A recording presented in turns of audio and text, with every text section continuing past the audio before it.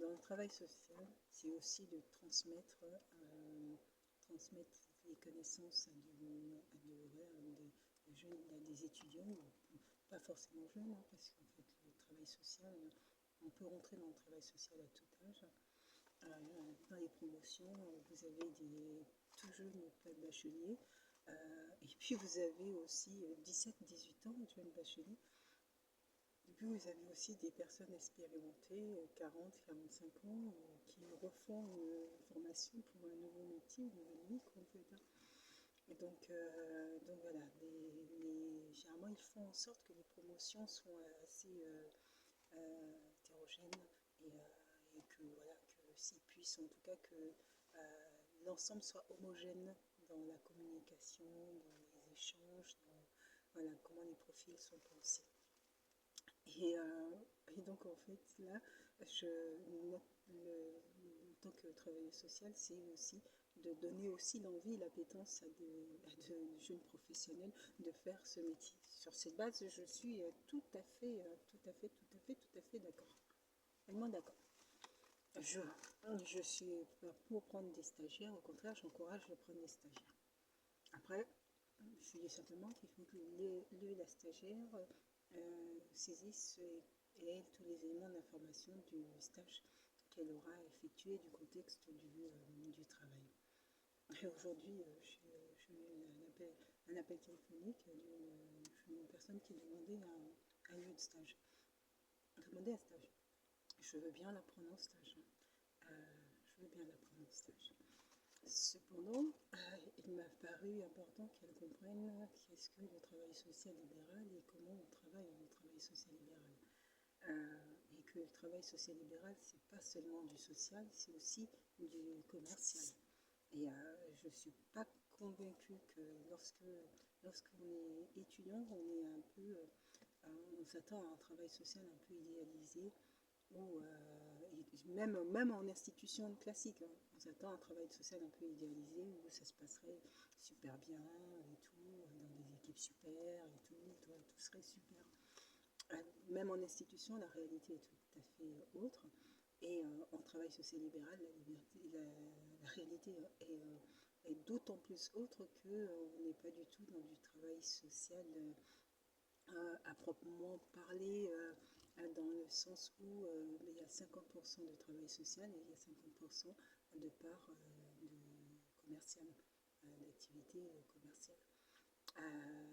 Donc c'est la mixion des deux qui fait le travail social libéral. Il y a toute la partie communication, publicité, développement, RSE, voilà, comptabilité, gestion, toute cette partie-là aussi doit être pensée dans le libéral, qui n'est pas du tout pensée dans le travail social institutionnel classique. Donc, euh, donc voilà, donc c'était de lui faire comprendre ça, d'autant plus que lorsque il y a des travaux assez importants à rendre pour les épreuves, il y a déjà le stress de tous les travaux à rendre. Si en plus du stress de tous les travaux à rendre, le lieu de stage n'est pas suffisamment stable, un élève, quelqu'un qui est en apprentissage, a besoin d'être accueilli le matin, qu'on lui explique comment va se dérouler la journée, qu'est-ce qu'elle ou il aura à faire, savoir si éventuellement il y a une permanence à occuper, comment préparer sa permanence, voir comment, si elle a bien préparé sa permanence d'accueil. Après la permanence, c'est faire aussi un déroulé, comment s'est passée la permanence, qui est-ce que tu as rencontré, comment les entretiens se sont déroulés, où être présente sur certains entretiens. Voilà, donc ça demande une infrastructure vraiment stable et pas mouvante, j'en ai dit, pas mouvante, ce qui n'est pas aujourd'hui le cas dans les interventions que je mène, qui sont toutes mouvantes au jour d'aujourd'hui.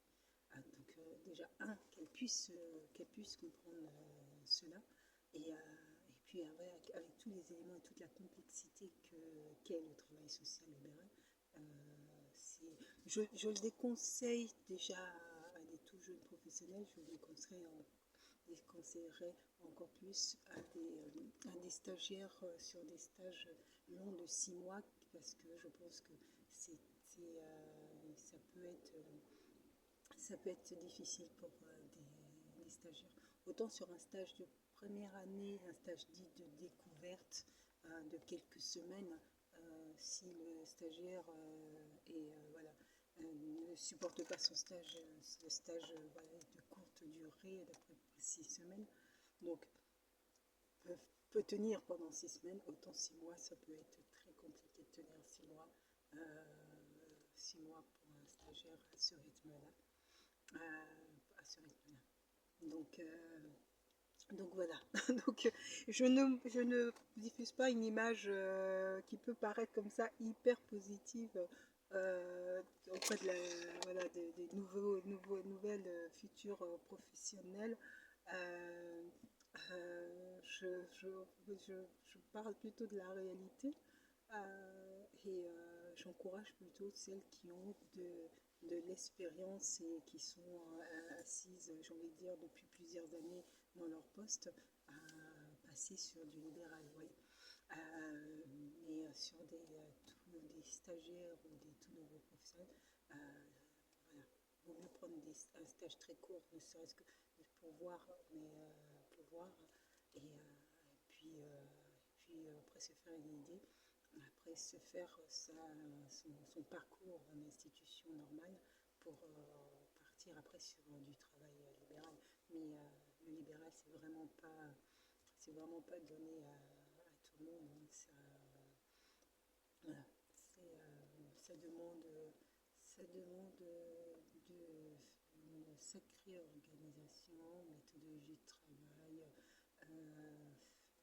un bon relationnel, puis je dirais une pugnacité, mais dans le sens où il ne faut pas lâcher, faut souvent être dans le démarchage, dans la prospection, dans la recherche, et beaucoup d'énergie aussi. Donc bon, c'est un choix, mais il faut simplement sur des demandes de ce type, c'est éviter de mettre l'élève en difficulté et éviter soi-même aussi d'être en difficulté parce que allez, on va y aller, on prend une stagiaire et ne pas proposer un cadre qui correspond, qui serait favorable à la réussite du stage, ça serait une, comment dire ça serait aussi, je trouve aussi, pas une fête, mais bon, ce que je veux dire par là, ça serait, il n'y a pas que la stagiaire qui aurait raté son stage, il y a aussi la formatrice voilà, qui n'a pas su anticiper ces éléments qui pouvaient perturber le stage de la stagiaire. Quoi, en fait. Donc voilà.